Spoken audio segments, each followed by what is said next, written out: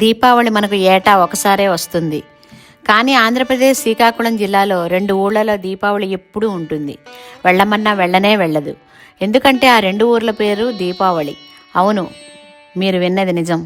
శ్రీకాకుళానికి సమీపంలోని గార మండలంలో ఒక ఊరి పేరు దీపావళి. ఈ ఊరికి ఆ పేరు రావడం వెనుక ఒక కథ ఉంది.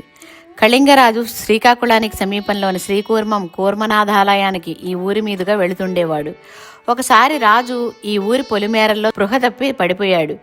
ఊరి జనం రాజును ఊళ్ళోకి తీసుకొచ్చి సపర్యలు చేశారు. కోలుకున్న రాజు అందరికీ కృతజ్ఞతలు చెప్పాడు. ఇంతకు ఇది ఏ ఊరు అని అడిగాడు. ఈ ఊరికి పేరు లేదంటూ పొరుగురి పేరే చెప్పారు. ఆ రోజు దీపావళి. రాజు కోలుకున్నందుకు అందరూ ఆనందంగా దీపాలు వెలిగించారు. దీపాల వెలుగులో తళతళలాడుతున్న ఈ ఊరికి పేరు లేకపోవడమేమిటి అంటూ ఇకపై ఈ ఊరి పేరు దీపావళి అని ప్రకటించాడు. ఈ గ్రామం చాలా పురాతనమైన గ్రామం. ఇదేంటంటే ఒకప్పుడు ఇక్కడ మనకి శ్రీకాకుళాన్ని పరిపాలించేటువంటి రాజు ఇలా శ్రీకూర్మం వెళ్ళి సందర్శించినప్పుడు విశ్రాంతి తీసుకుని ఈ ఊరి దగ్గర చాలా అలసట అయ్యి కూర్చున్నారు. కూర్చుంటే ఈ ఊర్లోనే ఒక వ్యక్తి కనబడి వాళ్ళకి సపర్యలు చేశారు. సపర్యలు చేసి మీకు నేను ఏదైనా చేస్తాను, మీరు ఏమైనా అడగండి అంటే వాళ్ళు ఏం అడగలేదు సార్. మా ఊరికి పేరు లేదండి, ఏదైనా పేరు పెట్టండి అని అన్నారు.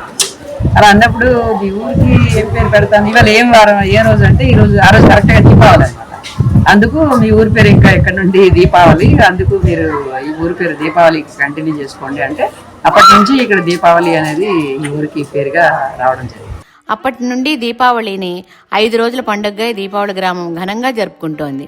శ్రీకాకుళం జిల్లాలోనే టెక్కలి మండలం అయోధ్యాపురం పంచాయతీలో మరో ఊరి పేరు కూడా దీపావళి. అయితే గార మండలం దీపావళిలా దీని పేరు మొదటి నుండి దీపావళి కాదు, దీపాలపేట. కాలక్రమంలో దీపావళి వ్యవహారనామంగా స్థిరపడింది. ఎలా ఏర్పడ్డా ఒకే జిల్లాలో 2 ఊళ్ళు దీపావళి పేరుతో ఉండడం ప్రత్యేకతే మరి.